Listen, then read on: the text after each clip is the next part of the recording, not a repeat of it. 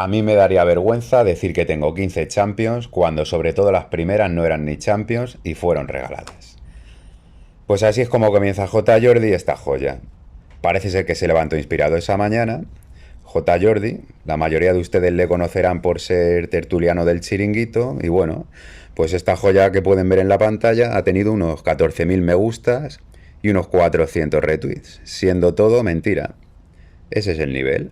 Y estas son las tonterías que tenemos que escuchar día tras día. He decidido grabar este vídeo por varias razones. Si eres madridista, yo creo que te interesa lo que voy a decir. Si eres antimadridista, también te interesa, aunque quizá no te va a gustar lo que vas a escuchar. Pero bueno, considero que es importante conocer la realidad con datos y no informándose a través de personas que no tienen ningún tipo de rigor, como el señor J. Jordi. Bueno, quería contestar a este tuit, o post, como queramos llamarlo, y me gustaría desmontarlo, algo que como veréis tampoco es que sea muy difícil.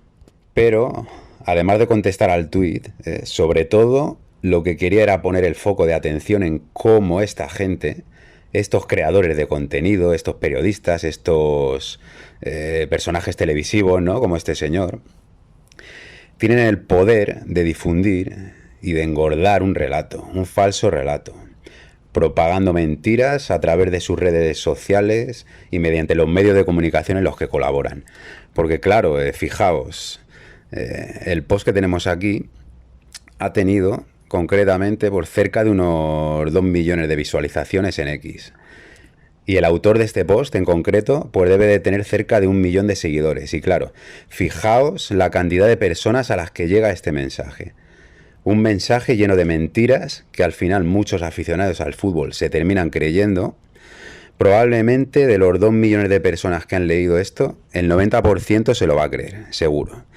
Nada más tenéis que daros una vuelta por las redes sociales, por las tertulias de televisión, las radios, para poder comprobar que el mensaje antimadridista cala. Cala aunque sea falso, porque la gente al final se cree lo que se quiere creer. Pero este mensaje que vemos aquí, cualquier otro. Porque hay gente que se traga cualquier cosa. Hay gente que no tiene ningún tipo de criterio. Hay gente fácilmente manipulable. Es decir, a ver, quien se cree, por ejemplo, esto que tenemos aquí, pues se cree también que se le paga a un vicepresidente del CTA pues porque hace unos informes únicos, excelentes, y justo, qué casualidad, se le deja de pagar precisamente cuando deja de ser vicepresidente del CTA. Pues porque supongo que justo en ese preciso momento pierde su don para hacer esos informes tan magníficos. Oye, pero bueno, a lo que iba. Decía que lo que van haciendo estos gurús del antimadridismo es ir difundiendo su propaganda, para poco a poco ir creando un falso relato y que vaya calando, ¿no? Que vaya calando pues en unos pobres ignorantes de la vida. El relato antimadridista, que consiste pues ni más ni menos que en echar mierda al Real Madrid, intentar manchar su historia, infravalorar sus éxitos. ¿Y por qué pasa esto? Pues hombre, yo creo que no es muy difícil de entender, ¿no? Pues porque el Real Madrid es el club más ganador, el que ha ganado más títulos, y no me refiero a la Copa del Rey, el que ha ganado más ligas y el que ha ganado pues sobre todo más Champions. Y esto pues hay gente que por lo que sea no lo soporta. Esto es así. No sé si, ya digo, no sé si esto lo estará escuchando algún culé, algún aficionado del Atleti, algún valencianista, pero si lo escucha seguro que se siente identificado. Y no debería de ser así, no sé por qué es tan difícil aceptar, pues simplemente que hay un equipo que ha sido campeón más veces que el tuyo. Porque esto es un deporte, es un juego. Pues esto es lo que le pasa a los antimadridistas, que están escocidos, que la envidia les corroe, el complejo, y bueno, supongo que esto es lo que le pasa a este colaborador del Chiringuito, a J. Jordi. Y lo que le pasa a toda esta gente que se dedica a expandir mierda sobre el club más grande del mundo, ¿no? ¿Y qué hace el Real Madrid ante todo esto? ¿Qué hace el club? Bueno, pues no mucho, ¿no? Evidentemente no va a salir a contestar a este tuit de J. Jordi o a cada comentario de este tipo. Pero bueno, a lo mejor de vez en cuando sí que podría mandar algún mensaje, ¿no? Contestar a alguno de estos personajes o a algún club que de vez en cuando también suelta alguna pullita, como alguno de los comunicadores del Atleti o al Barça, ¿no? Laporta el otro día precisamente dijo que habían ganado la Liga contra todo y contra todos, como haciendo ver que les perjudicaban, lo cual es de risa. teniendo en cuenta la situación que se ha vivido durante esta temporada con el CTA y todo lo vivido desde que salió a la luz lo de Negreira. No lo sé. Esto es algo que ya intentaré desarrollar en otro momento. Aunque sí que me gustaría que dejaseis en los comentarios vuestra opinión. Si pensáis que el club a nivel comunicativo debería de hacer algo más o que no deben de hacer ni caso a estas tonterías. Por otro lado, independientemente de las medidas que tome el club ante todo esto, lo que yo sí creo es que a través de las redes, porque afortunadamente hoy existe internet y es muy fácil desmontar en un par de minutos todas estas chorradas, el aficionado de a pie sí le puede tapar la boca a toda esta gente. Y afortunadamente hay madridistas con un gran altavoz en redes sociales. Hoy simplemente voy a hacer referencia a una cuenta de X llamada Footballgate, que tiene una web con una base de datos espectacular para poder desmantelar todo este tipo de bulos. Pero bueno, no me voy a extender mucho más y voy a pasar a comentar el post. Sobre todo porque ya digo que lo que pone aquí son ideas muy extendidas entre los aficionados al fútbol. Y creo que nuestra obligación es rebatirlas y no dejar que se terminen convirtiendo en verdades.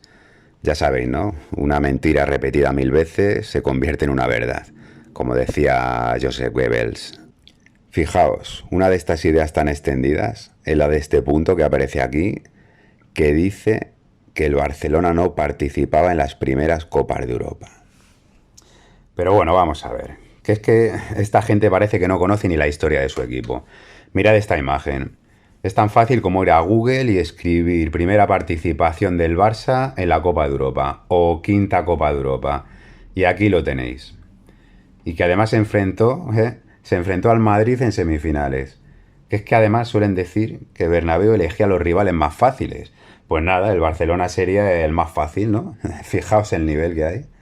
Es que si el Barcelona no participó antes del 59 fue simple y llanamente pues porque no había ganado la liga.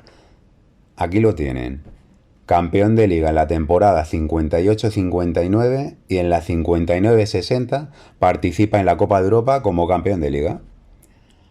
Fíjense, por ejemplo, en la temporada 55-56, campeón el Athletic de Bilbao, y en la 56-57 participaron en la que fue la segunda Copa de Europa, el Real Madrid como campeón de Europa y el Athletic de Bilbao como campeón de liga.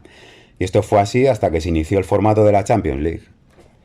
Es decir, participaban los campeones de cada liga y el actual campeón de Europa. Bueno, sí es verdad que en la primera edición hubo varios equipos invitados y luego más adelante también hubo alguna excepción, pero vamos, que la norma era esa. Campeones de liga y actual campeón de Europa. Así que el Barça jugó la Copa de Europa cuando se lo ganó, simplemente. Que se deje J. Jordi de historias porque esto es así. En esta imagen además pueden ver, fíjense, al Manchester United, que otra de las cosas que suele decir esta gente es que los equipos ingleses no participaron en las primeras Copas de Europa. Pues ahí lo tienen, al United como campeón de la liga inglesa. Es que es tan fácil informarse que lo que yo creo es que esta persona, J. Jordi, escribe esto siendo consciente realmente de que lo que está diciendo es mentira. O sea, que miente a conciencia.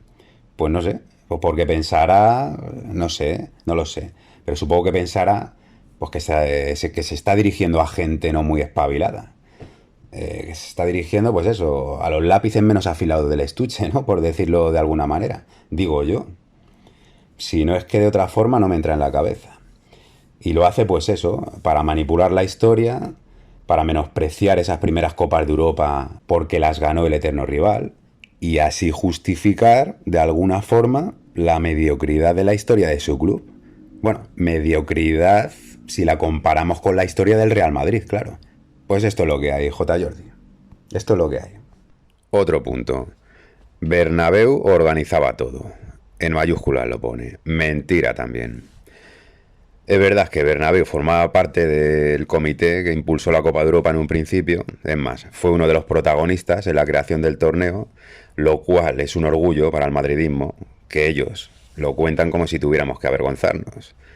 Pero es que la clave está en que no solo fue Bernabéu, fue un comité formado, como podemos ver aquí, por Bernabéu y Saporta como representantes del Real Madrid, pero junto con otros dirigentes de diferentes clubes europeos. Por otro lado, el que Bernabéu fuera uno de los ideólogos de la Copa de Europa beneficia en algo al Real Madrid. Es decir, por esa regla de tres, en este momento, Laporta junto a Florentino son dos de las personas que están impulsando la Superliga. Entonces, ¿qué pasa? ¿Que si el Barcelona gana la primera Superliga no tendría validez? Argumento absurdo. Siguiente. Era un torneo de verano y lo cuentan como Champions. Bueno, torneo de verano o botijo, ¿no? Que es otro término que suelen utilizar para menospreciar.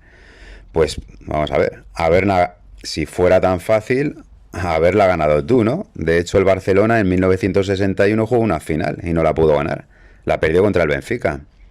Equipo mítico, por cierto, aquel Benfica de Eusebio, que esa es otra. Lo llaman torneo de verano en el que jugaban equipitos. Y diciendo esto, lo que están haciendo es cargarse directamente una de las épocas doradas del fútbol mundial. La época de los 50 y de los 60. Pelé, ¿no? Pelé, Garrincha, Eusebio, Di Stéfano, Puskás.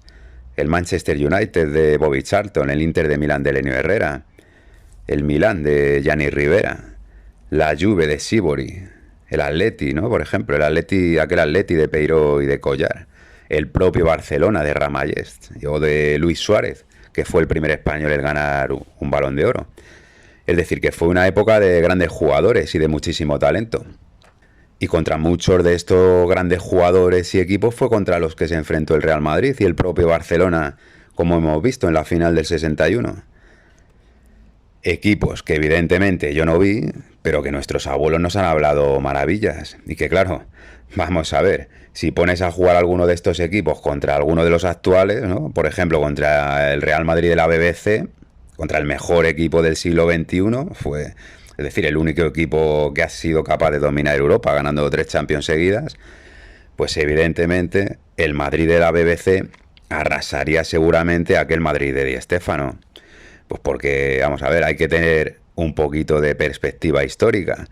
Es decir, hoy en día hay muchos más adelantos, está todo mucho más estudiado, pues más avances técnicos, tácticos, mejores nutricionistas, una mayor preparación física.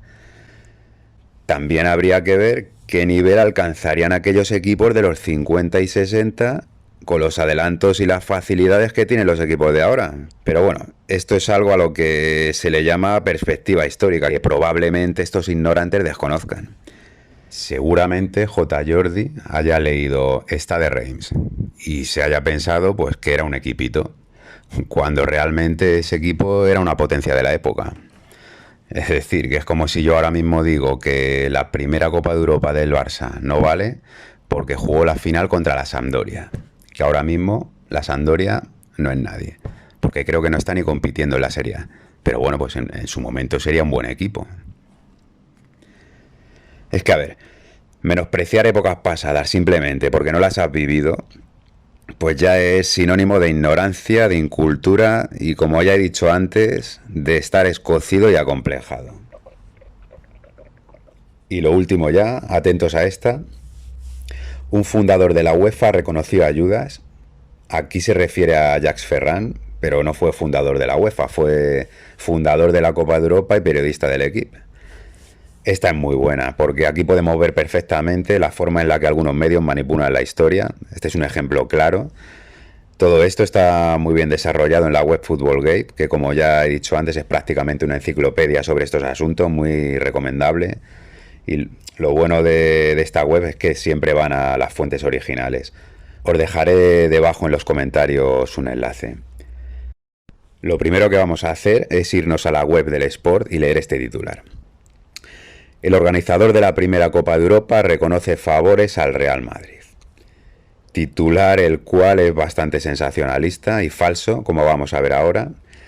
Luego dice: el periodista Jacques Ferrand repasó en La Vanguardia cómo fue la creación de la Copa de Europa. Más adelante vamos a ver cómo esta entrevista ni siquiera fue concedida al periódico catalán La Vanguardia. Bueno, más del diario Sport. Jacques Ferrand habló para La Vanguardia sobre la creación de la Copa de Europa y fijaos lo que dice. Según Jacques Ferrand, el presidente madridista nos pedía jugar en Suiza para visitar a Don Juan y admitió que manipularon el primer sorteo de la historia. Bueno, pues vamos a ir a la entrevista de La Vanguardia, que se supone que es la entrevista original. Aquí está. Y dice, Bernabéu solo nos pedía jugar en Suiza para visitar a Don Juan. Y reconoce, se refiere a Jacques Ferrand, que manipularon el primer sorteo. Como veréis más adelante, este periodista del equipo en ningún momento utiliza la palabra manipulación. Esta palabra la utiliza La Vanguardia de una forma malintencionada. Y bueno, lo primero que hay que decir es que, como indican en la web Football Gates, Jacques Ferrand nunca concedió esta entrevista a La Vanguardia, sino que la entrevista está extraída de la revista Panenka y del equipo.